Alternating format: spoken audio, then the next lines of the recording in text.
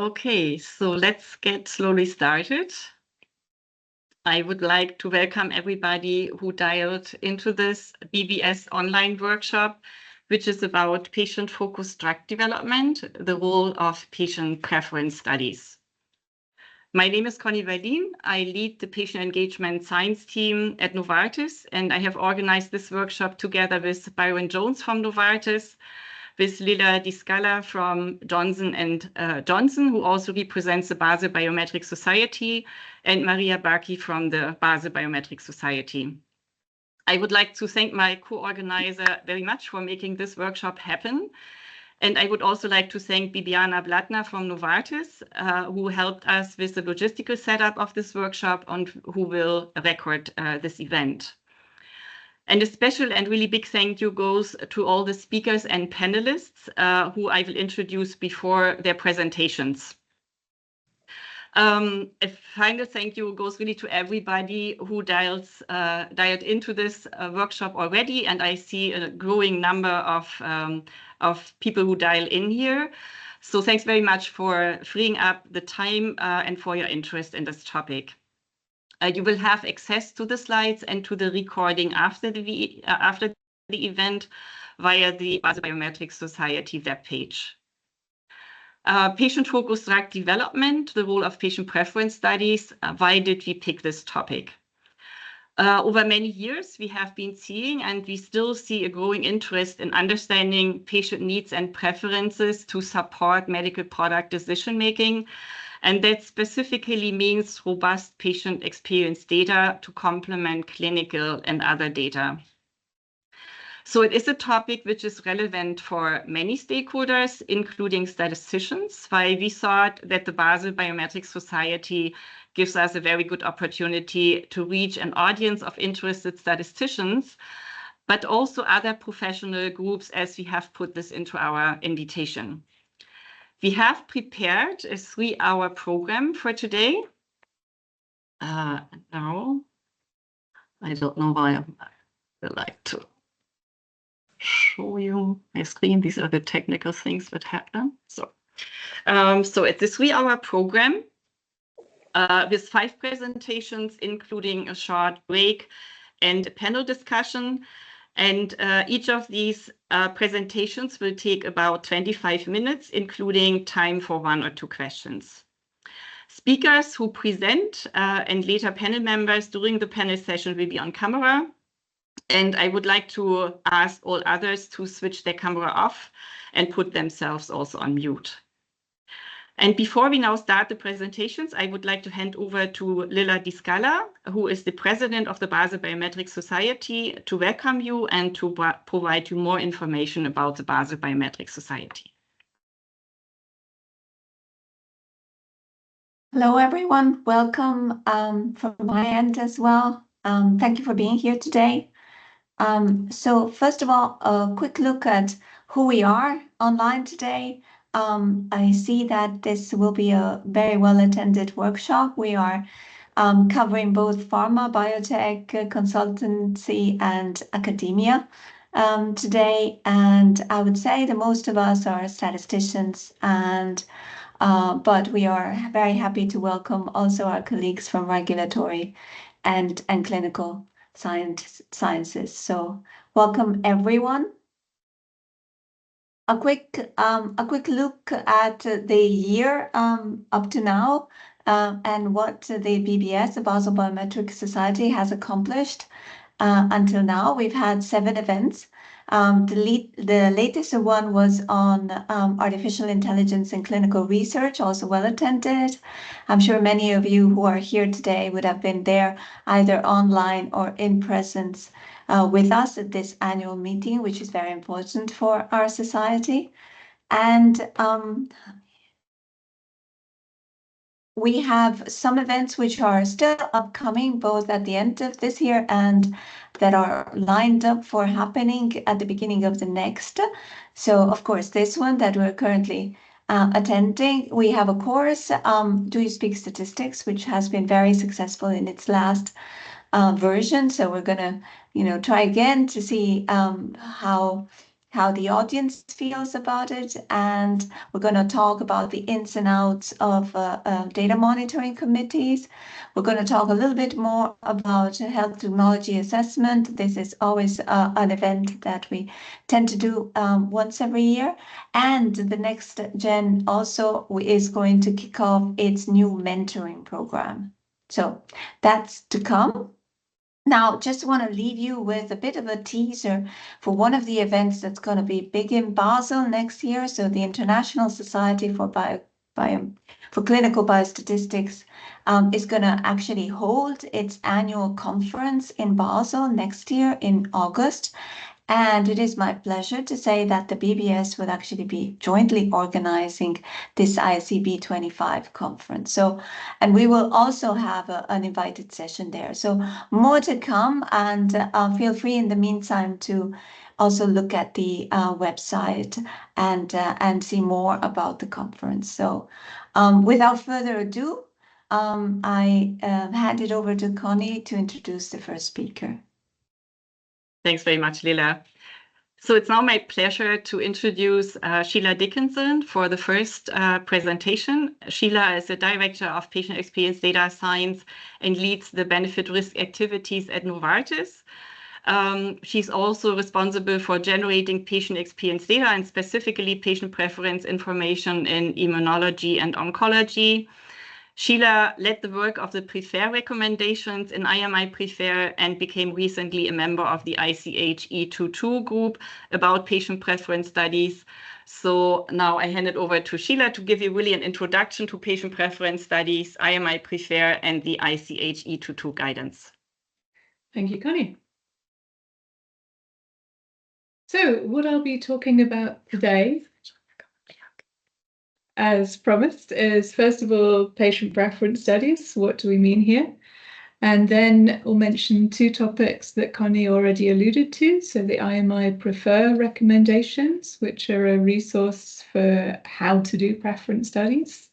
And then I'll talk briefly about a new ICH guideline, which is coming, E22, General Considerations for Patient Preference Studies. So before we dive into patient preference studies, if we just come back to the title of today's session, which was patient-focused drug development at the start of it, let's first take a step back and figure out what do we mean by patient-focused drug development. And this is where I go to the FDA PFDD glossary, patient-focused drug development glossary, because they have a nice definition. And they say that patient-focused drug development is a systematic approach to get patients' experiences, perspectives, needs, and priorities captured in the drug development activities. So that all seems extremely reasonable. We in the pharma industry are trying to develop drugs that are, useful for patients. We would like the drug labels to explain to patients to what extent the drugs can address things that matter to patients. So taking a patient-focused approach to drug development seems just extremely rational and reasonable. And at this point, if we're agreed that it's a rational and reasonable way to go, the question is, well, how do we do that? And patient preference studies are one tool that can help us learn about patients' perspectives, patients' needs, patients' priorities. So that's why we're here today talking specifically about patient preference studies as a part of patient-focused drug development. So, patient preference studies. What do we mean, first of all, by patient preference information? Here again, I'm going to that very nice FDA glossary, which says that patient preference information is the assessment of the relative desirability or acceptability to patients of specified alternatives among outcomes or other attributes that differ in health interventions. So what is it about a health intervention that really matters from a patient perspective? And then a patient preference study, that's typically a non-interventional studies where patients will complete an online survey, and we'll have a look at the type of question that patients will complete in this online survey in just a moment. And then preference methodologies, there are lots of preference methodologies available. One methodology that's used quite frequently is discrete choice experiment. And again, we'll see an example of a DCE, discrete choice experiment question in just a moment. So here's an example question, and here I'm borrowing from a paper where we have two of the paper authors presenting or on the panel at today's session. So this was a preference study in alopecia patients, so patients with hair loss. And the question to the patients is, would they want treatment A or treatment B or no treatment? So what we can see here is if I'm an alopecia patient, I kind of start off at the top of this list and I look at treatment A, and that gives me the best chance of getting hair on most or all of my scalp. So I'm like, okay, treatment A is looking good so far. It also has the best chance of eyebrows regrowth. So again, I'm still with treatment A here. But here we get then to the eyelashes row. And if I feel, actually, you know what, I've got a wig, I'm very happy with my wig, I'm not worried about the hair on my scalp, what I really want is the eyelashes, maybe I switch at this point to treatment B, or maybe I stick to treatment A. I say, actually, it's the scalp hair that I really mind about. And then we come to the risks. And at this point, the patient can say, okay, that risk looks acceptable if I've got that chance of a benefit. Or a patient might say, you know what, those risks, I am not interested in a drug which is offering me those risks. I'm going to switch over to the no treatment column. So this is the type of question a patient will see. They will see maybe 10 to 12 of these questions where the exact features of treatment A and treatment B will vary each time. And then what we can learn from having done this type of preference survey question is we get some results. Again, I'm taking them from the NICE alopecia study paper. And we can see the results for each of the topics which were covered in that question. So we see what is mattering to adults in the blue and adolescents in the red is that the chance of improving the probability of scalp hair regrowth, that is something which patients feel strongly about. You can see the graph there. Whereas the risks, we can see there's quite a difference between the adults and adolescents in the level of concern about serious infections. We can see that adults and adolescents both have a similar level of risk, concern about cancer. And again, it's the adults who are more concerned about blood clots. But those are results which were used in the submission to the regulator for the new alopecia drug. So we can see in the regulatory assessment, so in the EMA public assessment report, what they made of getting these preference results. So this is what I find really interesting, because what the statements were in here was, first of all, given the high value that patients with severe alopecia place on scalp hair regrowth, the net benefit risk for that drug as compared to no treatment is positive from the patient perspective. So from those results, the regulators get a view of what is mattering to patients. Are there patients out there who think that that benefit risk profile is acceptable? The other comment I found really interesting in here is a comment to say the performance of studies to acquire patient preferences is appreciated. So it looks like this was something the regulator found helpful. So that's a very quick intro taster to preference studies. And if you're thinking at this point, sounds good, but where do I find more information? There is plenty more information out there. So one resource that's available is the recommendations from Prefer, which I'll be discussing in just a moment. Some of you may also be aware that the CDRH guidance about patient preference information just got updated in September, so that's also very interesting reading. There's an MDIC, patient-centered benefit risk framework, also from a little further back, but also very nice and informative reading. And obviously what's also coming is an ICH guidance, which I'll be talking about a bit as well. So let us now dive into I Might Prefer. So I Might Prefer Innovative Medicines Initiative project. So that's a public public-private partnership between 16 pharma companies, 8 academic institutions, 4 patient organizations, 1 HTA body, with Connie as the industry lead and Matt Suesi also on the call as the academic lead. So the objective of this 5.5-year project was to guide industry, regulators, HTA bodies, reimbursement agencies on how and when patient preferences can be assessed and used to inform medical product decision-making. And Prefer did a lot of work on all sorts of things, but some of the deliverables included some recommendations. And we also got a CHMP qualification. So a qualification, this is the EMA opinion about a new method. So if you have some fancy new method to help drug development, you can take it to the EMA and say, here's our fancy new tool for helping drug development. What do you, the EMA, think of it? And at the end of the process, if the EMA agree this does look helpful, they will give you a qualification opinion. And that's what we got for some of the work of Prefer.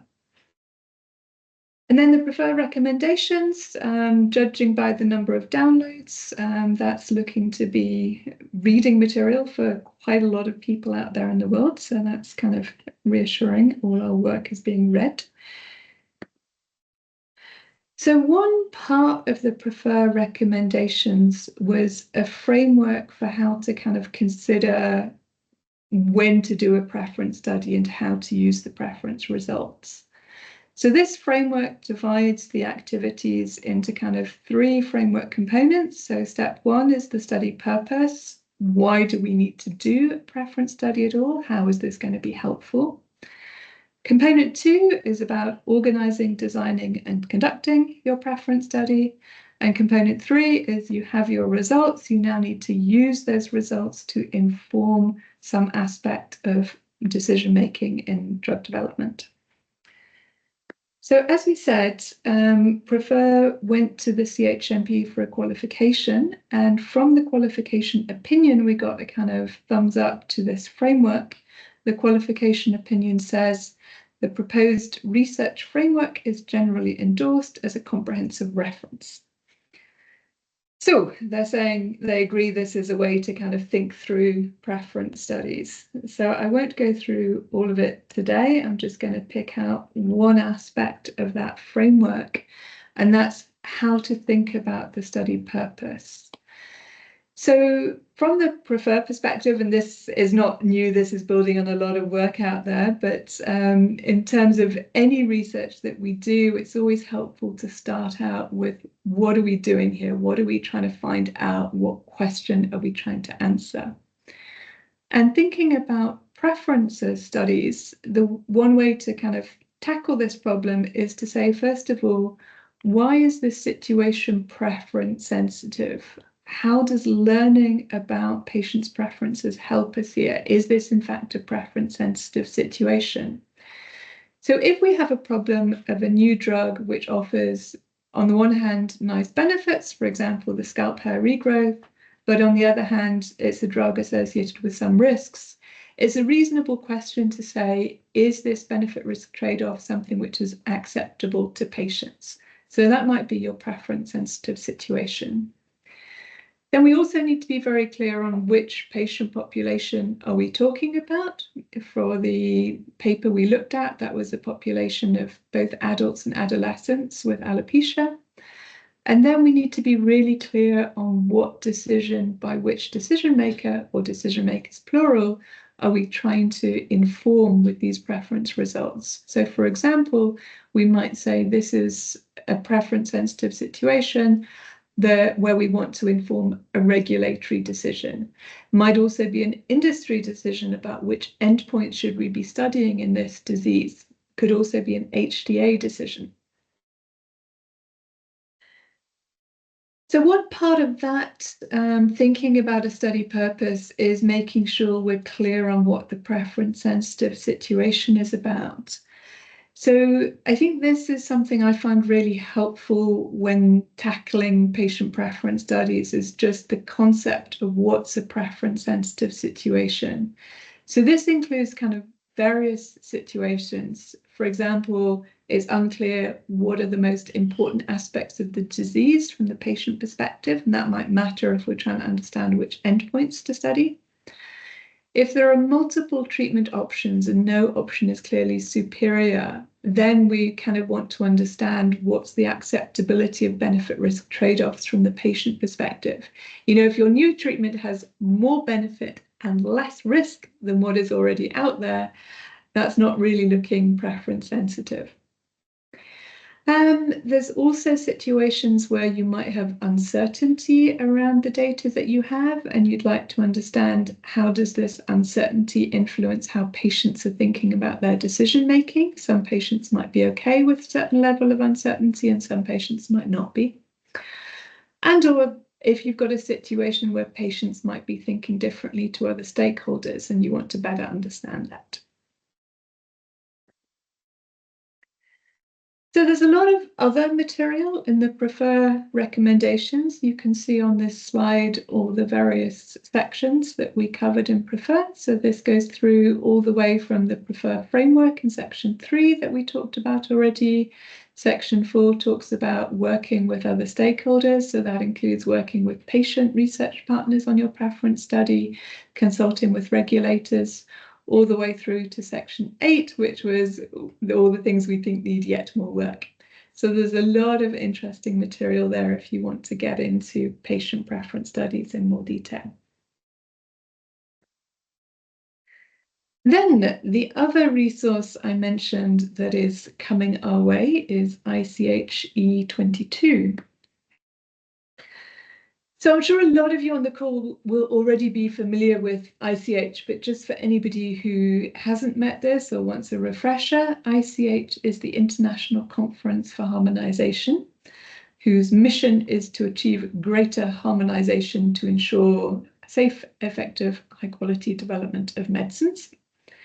So ICH members include both regulators, so EMA, FDA, other regulators, and pharmaceutical associations. So it's a place for dialogue between regulators and pharmaceutical associations on how to ensure harmonized standards for doing drug development. So my personal favorite ICH guideline is M4ER2 because that covers the content expected in the clinical overview benefit risk section. Other people, I'm sure, will be spending time with ICH E3 about study reports, E9 on principles for clinical trials. Pick your own favorite ICH at this point. But in future, you might have a new favorite ICH guideline, E22, because that is going to cover general considerations for patient preference studies. And I'll get into in a moment more about what E22 will cover. So the team who's working on that, the rapporteur is Francesco Pignati from the EMA side, the regulatory lead is Robin Bent on the FDA, and I've got a slide in a moment about some other working group members. And the target for getting this guideline adopted, so through all the various steps that are required to develop an ICH guideline, is December 2026. Then the working group members you can see on this slide, and you'll notice a few names on this slide are on today's seminar as presenters or panel members. And so we have Brett, we have Laura Lee, and at this point I'm certainly going to forget somebody, so apologies for that. Then the expected content. So more than just general considerations for patient preference studies, you can see in the concept paper a high-level idea of what this guidance is going to cover. So it's going to kick off with situations where patient preference studies could be informative for product development. It'll have some advice about design and methodological considerations, some advice about documentation, some advice about operational considerations.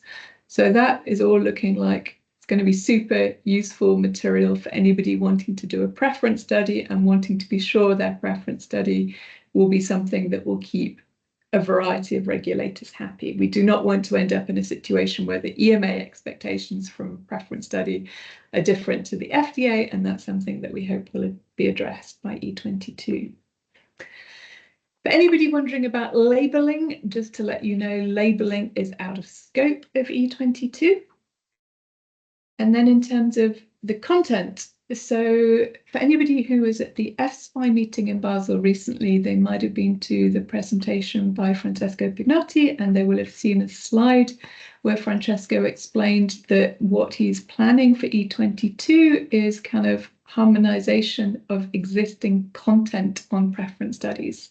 So that existing content includes the prefer recommendations alongside the EMA qualification. And also one thing I mentioned as a useful resource is the FDA CDRH guidance. So again, another reason why that's particularly useful material. So just to wrap up this introductory session, hopefully you've seen that preference studies are one tool to apply a patient-focused approach to drug development. We've gone through prefer recommendations as one resource for doing preference studies. There are other resources out there. And a future resource will be the E22 guidance. I believe I have time for one or two questions. Yeah.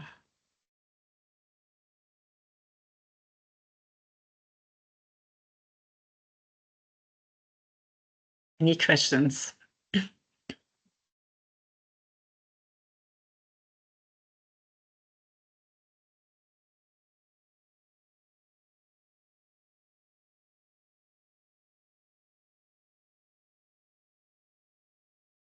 There are no questions now, then could be that quite a number of questions which you can think of in terms of the really planning and execution of preference study comes up during our panel session. So maybe we wait for that time then, Sheila. Then let's go to the next presenter.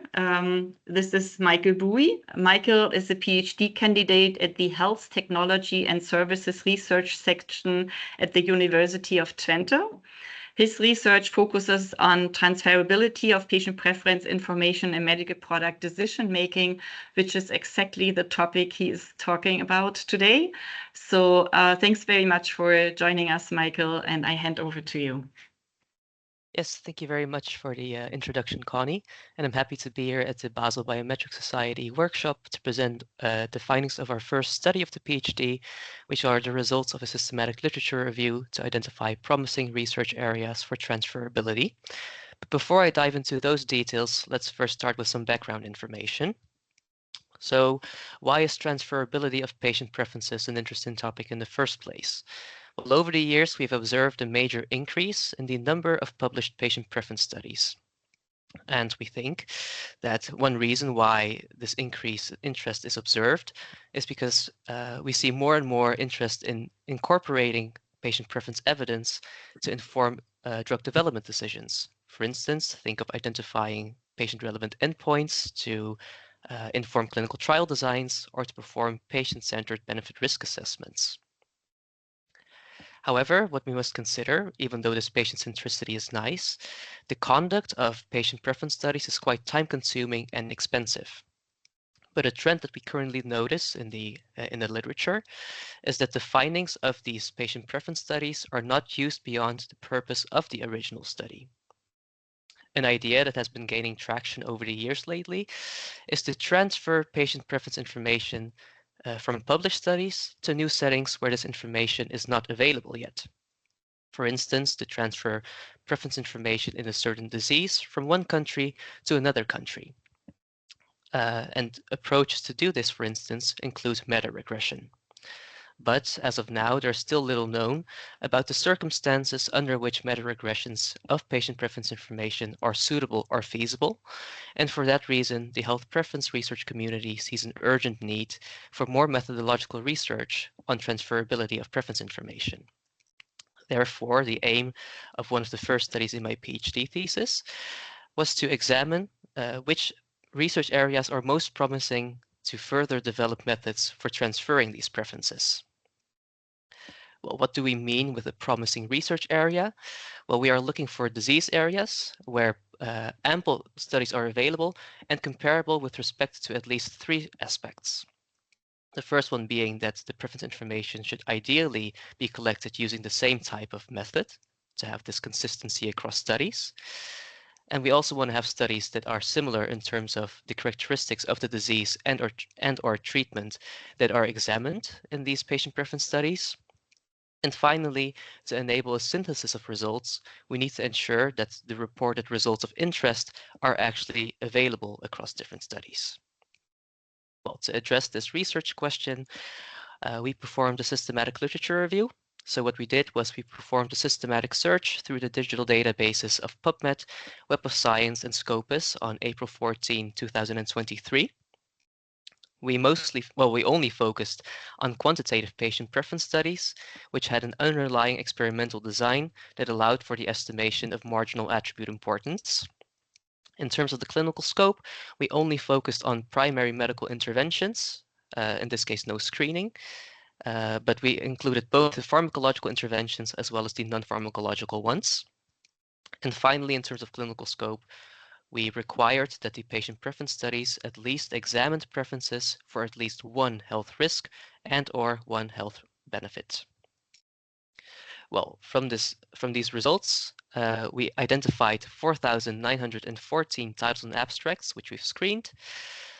Following the initial inclusion and exclusion round, we were left with 987 articles, which we examined in full text, and we ended up analyzing 645 patient preference studies.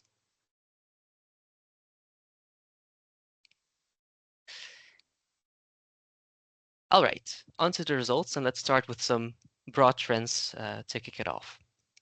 Geographically, we have analyzed how many studies were published across different countries. And as I mentioned before, we observed this major increase in patient preference studies over the years. And our results confirm this because we can see an exponential growth in the number of published studies. Amongst these, we see that the majority of studies was actually conducted in the United States, accounting for 35.5% of the included patient preference studies. And the second most common geographical trend was that 13% of the studies had a multi-country study design, meaning that they at least elicited preferences in 2 countries or more. And the third most common trend was that we found 8.8% of the included patient preference studies to be conducted in Germany.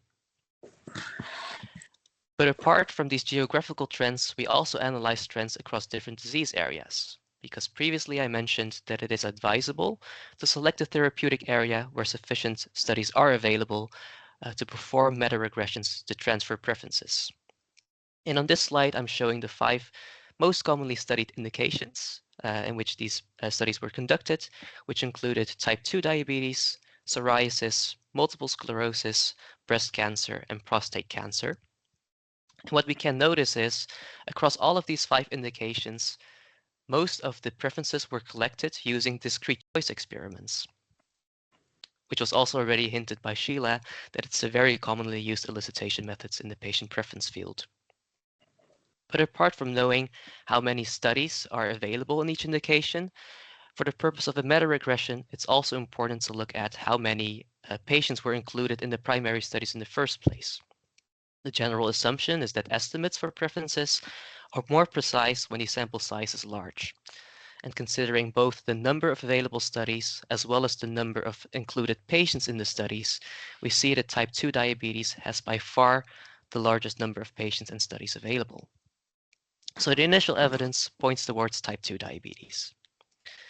But only looking at the number of available studies is not enough to identify a promising area, because we must also consider how comparable these studies are in their clinical scope. Do they examine preferences for similar attributes of disease and treatments? So what we did was we analyzed the 645 studies on the attribute level to see what kind of aspects of treatments and diseases are examined in these preference studies. And on this slide, I'm showing the top 20 most studied attributes in type 2 diabetes, the area we so far deemed most promising. What we can infer from this image is that therapeutic endpoints such as hypoglycemia, weight change, and blood sugar control, also known as glycemic control, are commonly studied. But other than that, non-clinical attributes such as the out-of-pocket cost seem to be quite promising as a concern for patients in type 2 diabetes as well. But the comparability of results cannot solely be inferred from the standalone frequencies at which attributes are studied, because any preference measure we collect in a patient preference study is relative by definition. We tend to examine how much more one attribute is preferred over another. So the co-occurrence of attributes in studies must be examined to determine which areas are promising. And in this plot, I'm showing the results of a co-occurrence analysis in which you can read how many studies studied 2 of the same attributes, 3 of the same attributes, 3 of the same attributes, and so on. So to give you an example, in the yellow line, we see that there are 28 discrete choice experiments where 2 of the same attributes were studied. And in this case, those 2 were hypoglycemia and glycemic control. And we can infer the rest of those findings for any given number of co-occurring attributes. But again, we see that the evidence is mostly in favor of type 2 diabetes because the clinical scope seems to be most comparable in this area as well. The final consideration that we must take, apart from the clinical scope, is what kind of results are reported in these studies in order to allow for synthesis and to extrapolate the evidence. Of course, it's always possible to contact the authors to request for additional information, but there's no guarantee that we can actually obtain this information from them. And therefore, it's important to have a repository of what kind of outcome measures in the patient preference scope are available for synthesis. In this case, we see that across all of the 5 most commonly studied indications, the so-called part-width utilities are most commonly reported. And part-width utilities are in this case the raw regression coefficients. Why is this something desirable? Well, any other outcome measure in the patient preference setting, such as odds ratios, relative importance, or maximum acceptable risk, can be derived by meta-analysts if these raw regression coefficients are available. So they broaden our opportunities to compare results between different studies. Well, with all of these analyses in place, we can move on to the concluding remarks. As you may have noticed already, we identified that discrete choice experiments in type 2 diabetes offer the most promising starting point for the development of methods to transfer patient preference information for at least 3 reasons. As I mentioned before, these studies are very consistent in their clinical scope because they tend to examine preferences for similar endpoints in other aspects of treatments. In this case, glycemic control, hypoglycemia risk, weight change, and out-of-pocket cost are commonly studied across various studies. A second argument why this is the most promising field is that they also provide the largest number of studies resorting to the same elicitation methods.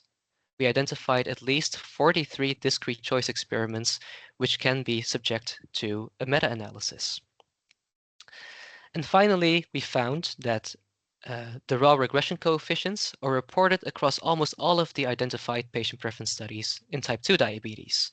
This gives us consistency in the reported results, but also the flexibility for meta-analysts to derive any type of results such as relative importance or marginal rate of substitution to allow for the answer to answer different research questions.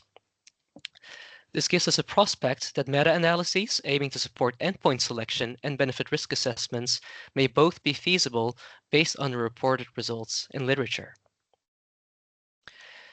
And there are several future perspectives that we see based on the results obtained so far. And these future perspectives will be pursued in my PhD project as well. So the next step is to conduct a meta-regression to examine how priorities and common aspects of type 2 diabetes treatments systematically vary between patient populations in different countries. With this meta-regression model in place, we can start thinking about transferability. We can guide patient-relevant endpoint selection for future drugs based on predicted endpoint hierarchies, where the predictions are adjusted for patient and country characteristics which influence preferences. And hopefully, by the end of this project, we will have more insights into the circumstances which are required to transfer preferences to also allow for the use of preference information when it's not feasible to conduct a new preference study. What I want to share regarding the work presented today is that it was done in collaboration with Karen Groothuis-Oudshoorn, Cecilia Jimenez Moreno, Byron Jones, Connie Berlin, and Janine van Til. And I will also be presenting the findings of this systematic literature review during ISPOR Europe in Barcelona. So if you happen to be around, feel free to say hi, and I'm looking forward to meeting you in person. And if you have any questions regarding this presentation, I'll gladly address them. Thank you for your attention. Thanks very much, Michael. So this would be now time to raise questions.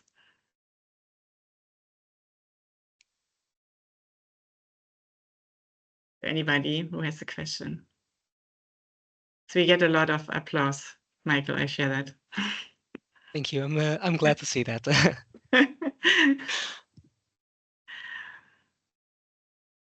So if there's no question from the audience, Michael, what do you think, what are the biggest challenges for this topic here? I think many challenges also come to we want to adjust for differences to be able to transfer patient preference information.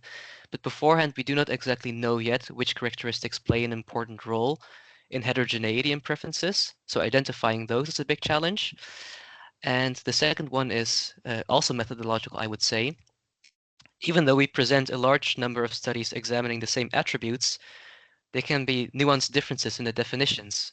Some may use qualitative descriptors for an attribute, for instance, mild side effects, moderate side effects, and other studies may express it on a probability scale, 70% risk of a certain side effect. So how to deal with these differences between studies to still make the most informed judgment based on a transfer. Thanks very much, Michael. Thank you for your question. Any other question? Yeah, if that is not the case, then at least, yeah, Tommy, you have a question. Hi. Yeah, this is a half question and half comment because you were mentioning in there in the table that all the other measures can be derived from the part for utilities. My opinion is that you cannot because you don't have the off diagonals ever pretty much reported for the Hessian/information matrix. So you cannot derive the confidence or the precision or the trade-off estimates, so the ratio between two of the coefficients. So do you have, I mean, that was my comment. And then my question is, do you have any strategies of how to deal with this, how to think about the precision? Because how I know about, my little understanding about meta-analysis and meta-regressions from the let's say the other areas where they're being applied is that there's often the question about the precision of the estimates that you get the, those diamonds in the forest plots and so on. So any strategies for this? Any thoughts? Yes, thank you very much for the question. There are, I think, two directions that can be taken. So for instance, there has been one meta-regression by Juan Marcos Gonzalez already, which has been published. And there he also ran into the issue that he could not obtain the standard errors directly. But guidelines from environmental economics say that the second best guess you can take is to rely on the sample size of your study and to derive a proxy estimate of the standard error based on the total sample size. A second aspect to look at is actually in environmental economics, people do not weigh the estimates by precision of the individual studies. And one argument given is you may not want an estimate can be very precise, but if it's precise measuring the wrong thing, you do not want to give it more weight. So there it's actually controversial to weigh estimates by precision, and there they give it equal weights, but instead they pre-select viable studies for a benefit transfer or to transfer preferences based on the quality of the study. So there's this intermediate step where precision is less of a concern, but quality of the study is dictating what should be included in the transfer. Interesting. Looking forward to seeing what comes up. Thanks a lot, Michael. And I see another hand up, Alphonse. Yeah, thank you. When I saw your slide where you list all the sources you used for your research, I mean, with all the hype about AI and so on, do you see any change of how we will work like this in the future based or due to AI, or did you already use AI tools for this? Yes, thank you very much for your question. So some of my coworkers have conducted studies on the reliability of using AI to aid the screening process, but so far only the title abstract screening phase. And they have demonstrated that so far the accuracy of AI algorithms, for instance, in the AS review software, can be quite reliable, given that your research question is focused. From coworkers in other departments who have very broad scoping reviews, I noticed that the AI algorithm was not really able to identify the most suitable articles first if the scope is too broad, because then it cannot pinpoint what is relevant and what is irrelevant.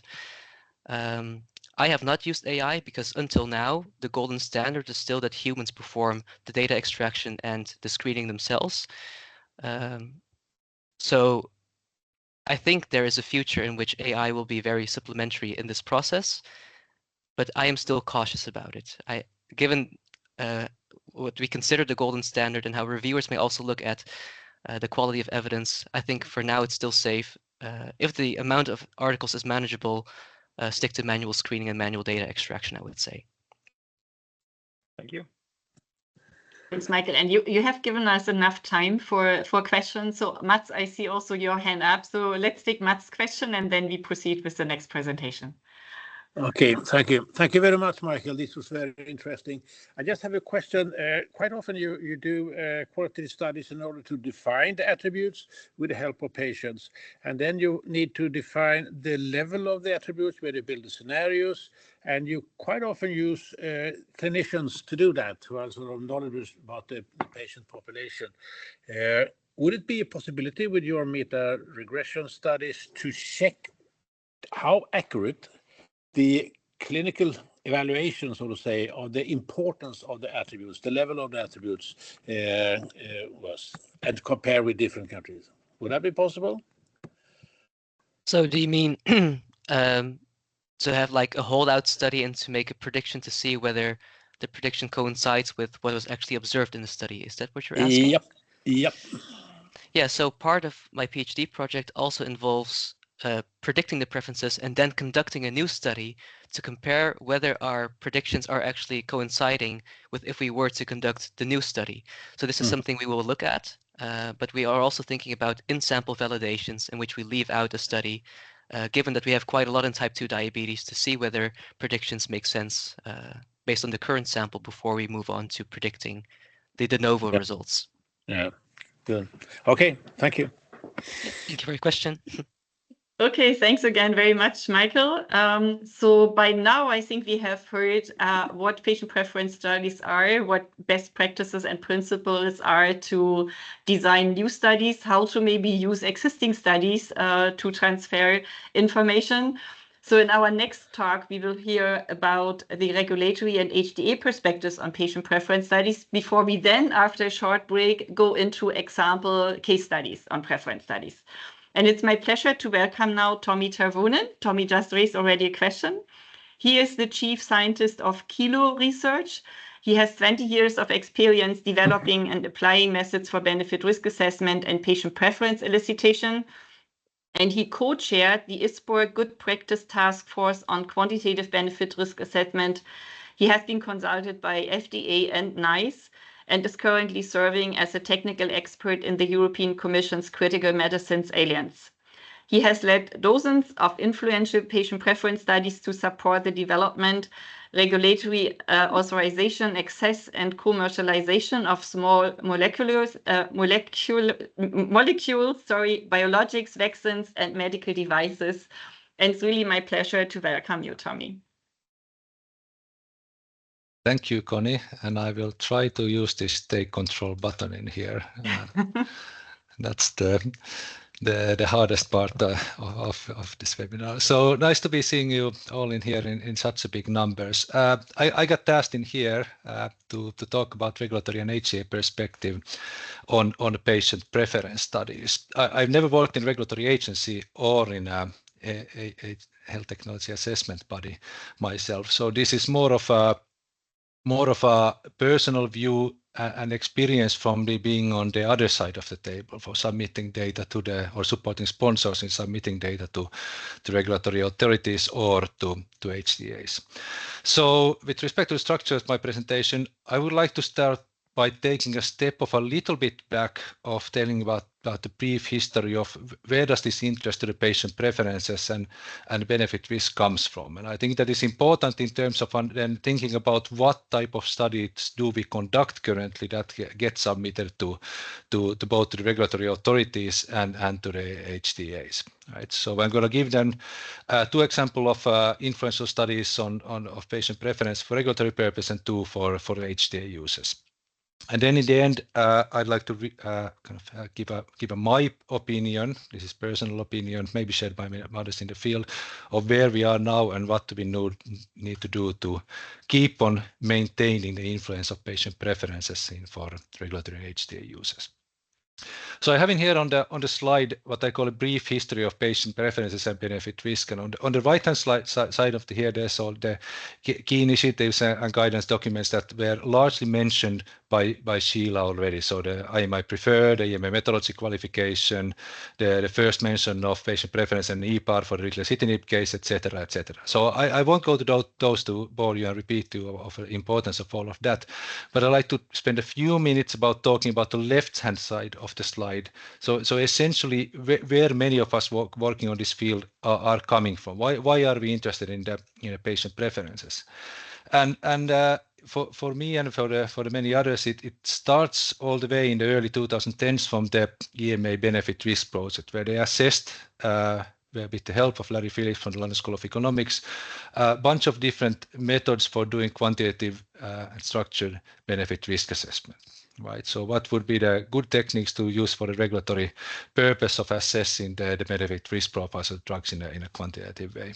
And one of the outputs from that project was the conclusion that the MCDA, multi-criteria risk analysis, is a preferred technique for quantitative benefit risk assessment, let's say fit for purpose. Around at the same time, the IMI Protect was also reviewing potential methodologies for benefit risk and coming partially to the same conclusions.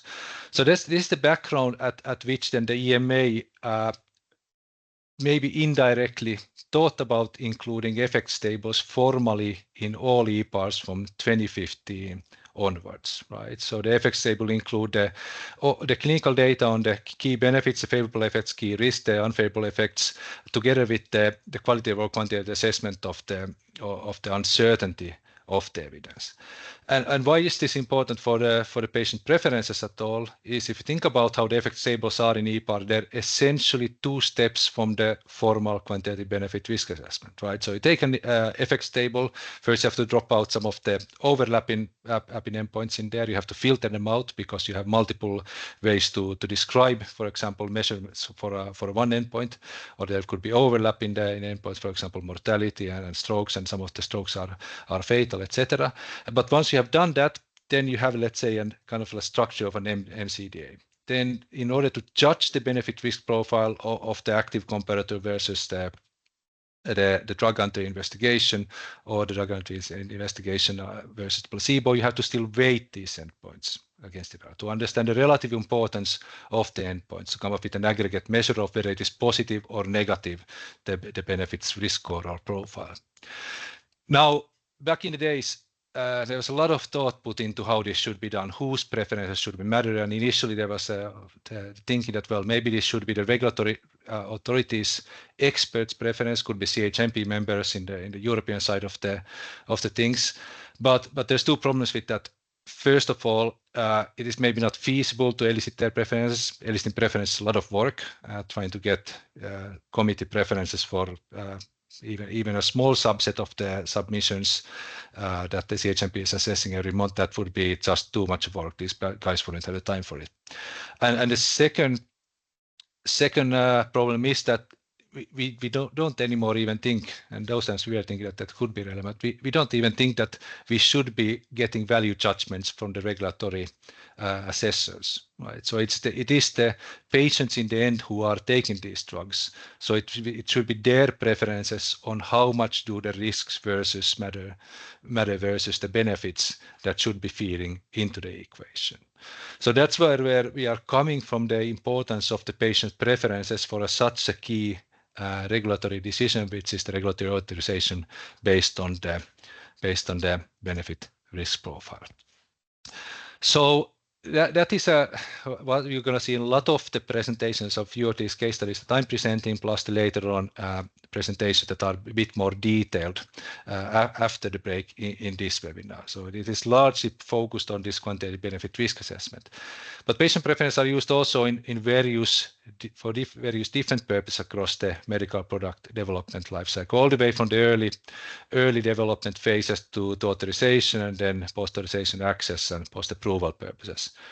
I will talk briefly about 4 cases in here, or present briefly 4 cases, 2 for the regulatory purpose, 2 for HA purposes. First one for quantitative benefit risk assessment to inform approval and dose selection as well. Then the second to establishing minimal important changes for a PMRO endpoint.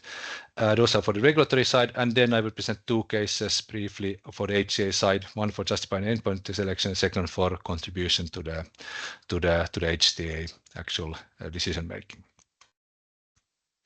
All right. So first for the regulatory cases. So the first one I would like to briefly talk about is the use of patient preference for regulatory approval and dose selection. So this is the same study that Sheila was already talking about earlier on. Why I wanted to repeat it in here is not to continue the discussion about the quantitative benefit risk assessment, but of the second part of the analysis that was done and submitted also to the regulator, which is essentially the justification of authorizing the higher dose of the drug of ritlecitinib 50 milligrams as compared to the lower dose, which is 30 milligrams. Right. So we did a patient preference study. We used that in a quantitative benefit risk assessment. We demonstrated that the benefit risk profile of the drug is positive from the patient perspective, but then there is also the question of should you be licensed the lower dose or the higher dose. So what we did is that we looked at the incremental benefits of the higher doses compared to the lower dose of the drug, and then use the patient preference data to understand how much they would be willing to tolerate increment of the risks of the key potential safety concerns of the ritlecitinib, which is a JAK inhibitor. So there's a risk of serious infection, risk of cancer, risk of blood clots, in order to obtain these incremental benefits, right?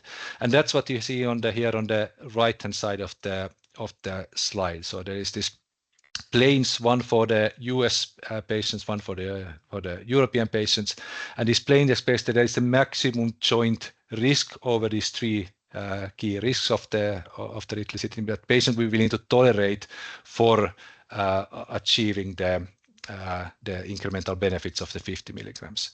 And it's not really present on this slide, but these incremental risks that the patient willing to tolerate are way higher than any plausible risk of the biological plausible risk of the higher dose. So that's why then the EMA used this to also to inform the decision to license the higher dose of ritlecitinib.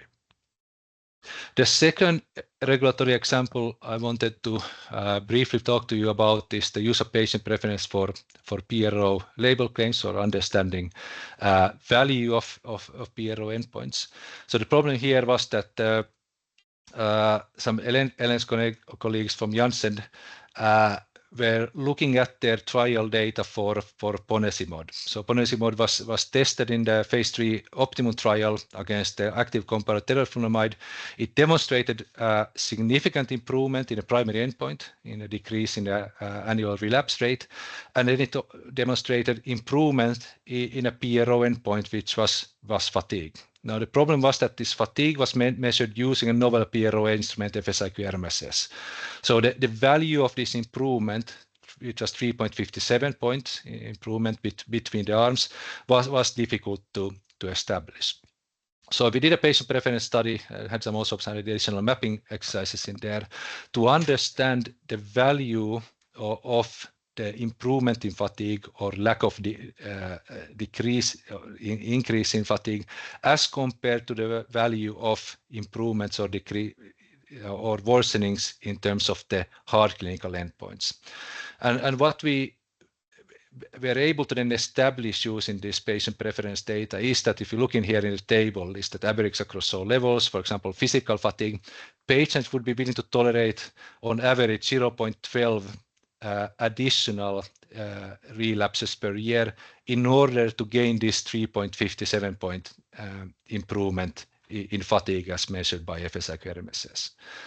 And now, so what does the 0.12? It looks like a small one, but the between arm difference in the annual relapse rate in the optimum trial was 0.088, if I remember correctly, which is lower than this preference equivalence or maximal increase in annual relapses for the given fatigue improvement. So if you consider that annual relapse rate decrease to be meaningful or clinically meaningful or significant for the patient perspective, as the clinical assessors thought, then if you listen to the patients, you should also consider the fatigue improvement to be meaningful. And this was submitted to the regulators, and the EMA reviewed provided a positive opinion of the study design and analysis approach. Now, to change the gear, and I'd like to briefly talk about two examples of the successful use of patient preference for health technology assessments. So the first one is a case from the medical device side, where there was a new device procedure combination, transcatheter aortic valve replacement, which is an alternative surgical aortic valve replacement in patients with aortic stenosis requiring open heart surgery. And there was a specifically interest in the patients who were at low risk for invasive surgery. And for such patients, the cost effectiveness of the new technology was questionable. So the sponsor did conduct a patient preference study using an online survey to elicit attribute trade-offs from patient. This was kind of a threshold type of multiple threshold type of exercise. Obtained the patient preferences and applied them together with the clinical performances of the two alternatives, and getting something like on the figure on the right-hand side of the slide. Right. So essentially, the patient preference data that demonstrated that patients with AS who were at low risk for invasive surgery had a marked preference for TAVR versus SAVR. And the interesting thing in here is that there was an actual measurable real-life impact of submitting the patient preference data. So the Canadian Ontario Health Technology Assessment Advisory Committee justified their positive reimbursement recommendation based on these study results. Then the second HTA example I wanted to bring you is the use of patient preferences in the European HTA context. This is from our friends at Novartis for supporting their COPD development. So in COPD clinical trials, a key clinical endpoint is the rate of exacerbations. But there's also a fairly significant symptom burden associated with COPD, and it's quite multifaceted, the symptoms that the patients are experiencing. So Novartis wanted to understand more about what is the symptom burden, how do the patients value the decrease or improvement over the different symptoms to inform their HTA processes later on. I think there were two key very interesting parts about this study. So first of all, that there was a very thorough multi-phase qualitative research being done to inform the quantitative preference study. So the qualitative research was first, there was a targeted literature review, then there was a social media listening study, and then there was a qualitative study using online bulletin boards. Then the second interesting part about this study is that this was the first one where NICE provided a formal scientific advice to a sponsor for a design of a patient preference study. And there's a quote from the NICE in the public domain in here, where they say that offering advice and guidance on their patient preference study should help it to generate the data required to help future products meet the needs of COPD patients. Right. So there are a few ways that we can use patient preference data in the regulatory and HTA for regulatory HTA purposes. So where we are now, there do still remain some conceptual challenges for the formal use of patient preference to inform HTA. So first of all is that whether the patient preferences actually should matter for at least for the kind of NICE reference case way of thinking about the health technology assessment, right? Because we are allocating public funds for different health technologies. So given that it is public money, there is often the consideration it should be public general population preferences that matter and not patient preferences. The second issue is that there is not really comparability of valuation across health technologies. So there is not a way to really measure the opportunity cost when you are applying patient preference or using patient preferences, given that you don't tend to have common attributes across the different indications, right? So if you have a patient preference study in non-small cell lung cancer, you probably don't have a single attribute that is common for a patient preference study in for example, mild asthma. So there is no way of measuring what would be or using the data to measure what would be the opportunity cost and understanding that for informing HTA decisions. Then there's the third conceptual problem is that patients do care about convenience. Usually we try to specify the attributes in a way that they would be patient relevant, and convenience attribute, mode of administration, the frequency of administration, other aspects of administration, how much, for example, the patient has to spend time in a hospital are patient relevant, but they may not be always relevant for the reimbursement decision making. Sometimes they are, as you saw in the Ontario case, but for other payers they might not be relevant. So although we have some challenges remain on the HTA side, we had some success in there as well. On the regulatory side, I would say we are much further down the road. So patient preferences are valid data for regulatory uses. They are commonly being used, let's say they are commonly being collected, the patient preference data by sponsors submitted to the regulators. And here the methodological rigor and purpose matters. So most of the studies in the literature are maybe not regulatory grade, let's say this way. If you go and read about patient preference studies in the literature, you have to do a good study for the regulatory friends to take that into account in their decision making.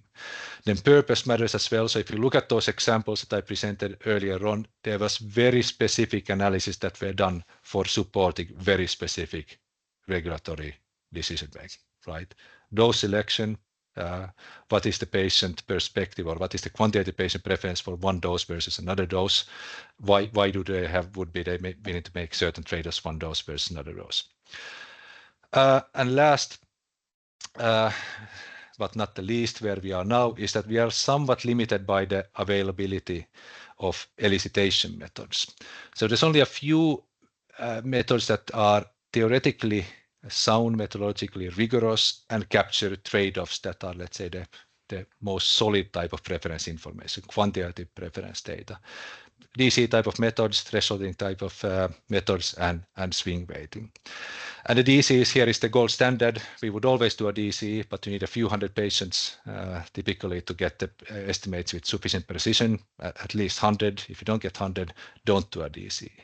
So we need new methods to be able to do more patient preferences for cases, for example, in rare diseases, or where there's decision-relevant subgroups that are not feasible to recruit in the 100+ scale.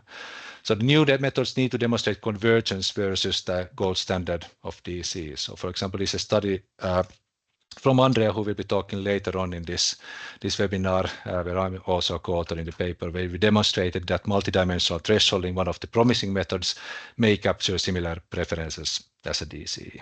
So we need more that type of work in order to widen our toolbox of methods to capturing patient preferences. So in my opinion, the way forward to continue impactful patient preference research for regulatory and HTA purposes is fourfold. First, we need to further the use of patient preferences HTA, acknowledging challenges with general population evaluation of disease-specific health states, right? So the way that we are in HTA trying to get general population preferences for things that matter to the patients, it doesn't really tend to work. It's one way of doing it, but if you would ask me, how do I value certain health states that have to do with let's say breast cancer, I don't think you should be asking me about those, because I don't think I would be able to understand what the symptoms associated with, for example, metastatic breast cancer, how do they feel to the patient. Second, we should further methodological development of capturing patient preference in rare diseases and in subgroups, and this is important also for the regulatory decisions. We should be able to capture patient preferences in rare disease. And we cannot just say that we're not going to do patient preference research in rare disease because we cannot get enough patients. That would not be, let's say, equitable and fair for the people who are suffering from a rare disease. Then we should expand the use of patient preference throughout the drug development. There's a lot of focus on let's say, on the quantitative benefit risk assessment. We know how to do that. I'd like to see us more using patient preference to understand the changes, for example, in PRO endpoints to inform more the endpoint selection and so on. I think that's the future of patient preferences for regulatory purposes. And last but not least, we need to bring more biostatisticians to the field of patient preferences. As you might have understood from what I presented here briefly and what will be more evident from the later down more detailed presentations, this is fairly quantitative field.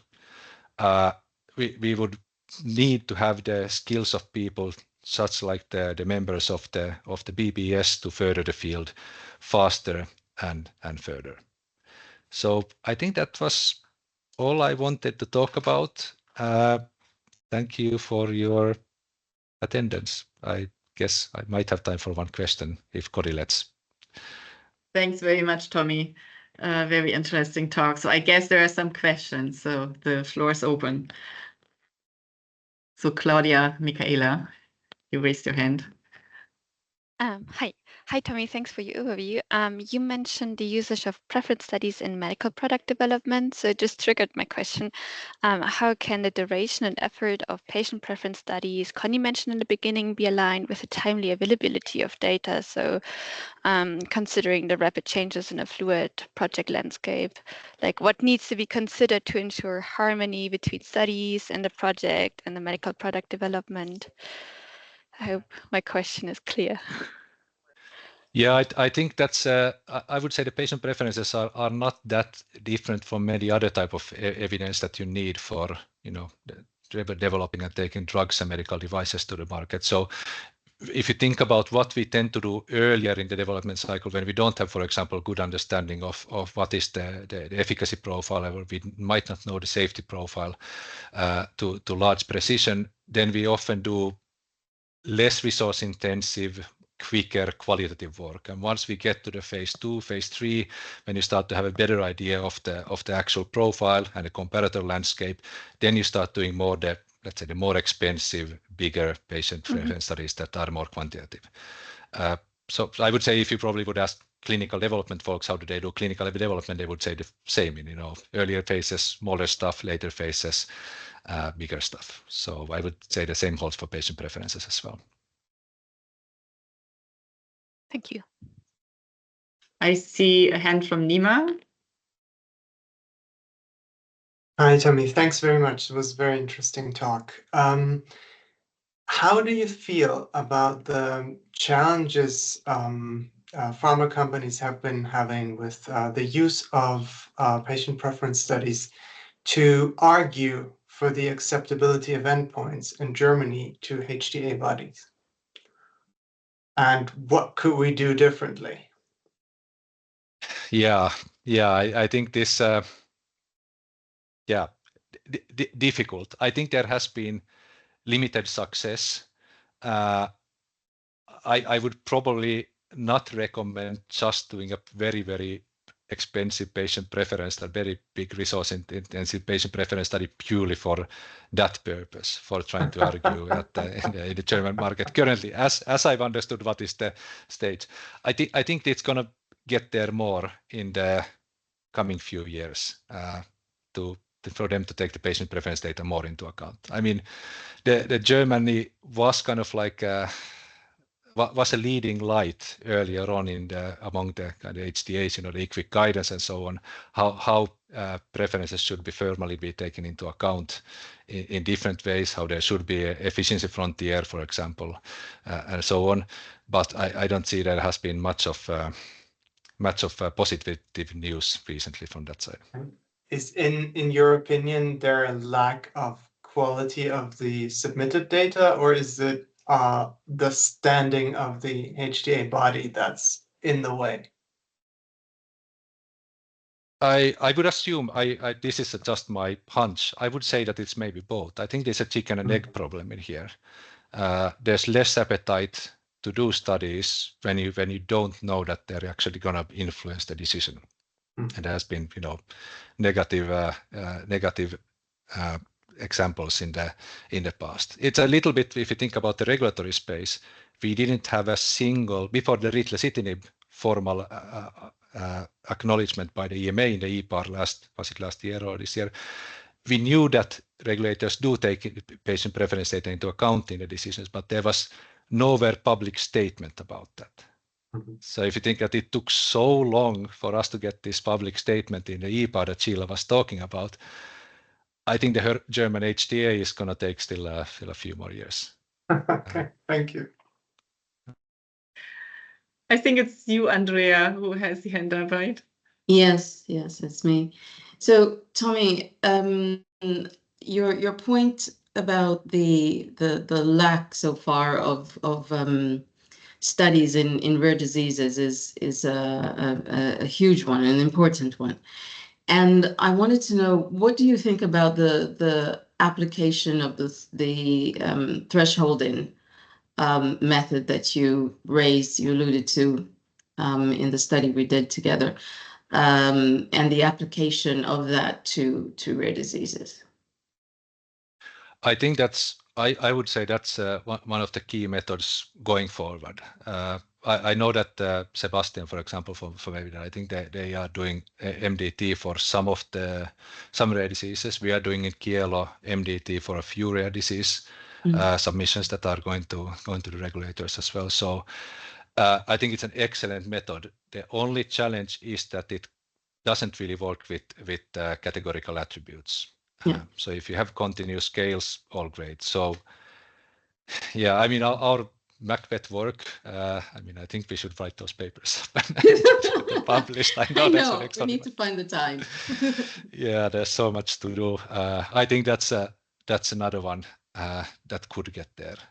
Yes, I agree with you. So let's do it. Yeah. Yes, I promise that in 2025 I will find time for that. It's just it's been Great. very busy recently. Thank you. Tommy, I have also one question. You mentioned HTA and that they say we do not pay for convenience. And I'm actually a little bit surprised about that. Could you elaborate a bit of what you mean by convenience? Because I always assume that convenience comes with preferences about dosing administration and would result into a better adherence to the medication, which I think we all want. So what is behind that statement? Yeah, so let me start from the end of that, of your comments as question. So I think there is little evidence that preference implies adherence, let's say this way. I think everybody thinks immediately that when you think about preference, when I like something more than something else, then I'm more likely to adhere to that. But I think adherence is such a multi-dimensional concept. There's so many things impacting adherence. So I don't think we can say that preference implies adherence. There's surely some association, but I don't think that should be a reason to do a patient preference study.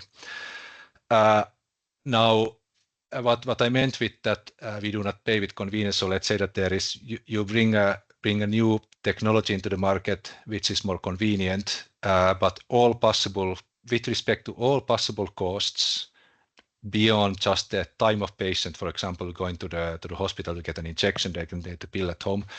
With respect to all other possible costs would be equal to the current available treatments.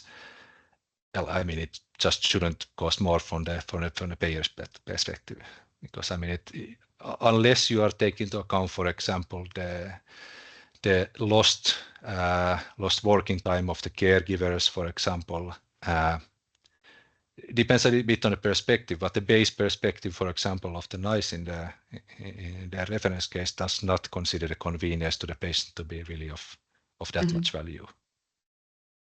Thanks very much. So it's not in the core of the valuation. Yep. It can be like additional analysis and so on, but not in the core. But different HAs have different opinions in here. So I don't think we should just focus our thinking about how we how we express value based on what NICE is thinking, because also NICE is, well, they're nice. Thank you. So we are absolutely perfectly on time. I didn't assume that. I would like to thank again all speakers we had so far, Sheila, Michael, Tommy. It was really great. We take now a 10 minutes break, and then we come back and we will continue with 2 case study presentations from Andrea Bayer and first from Ellen Janssen and then Andrea Bayer.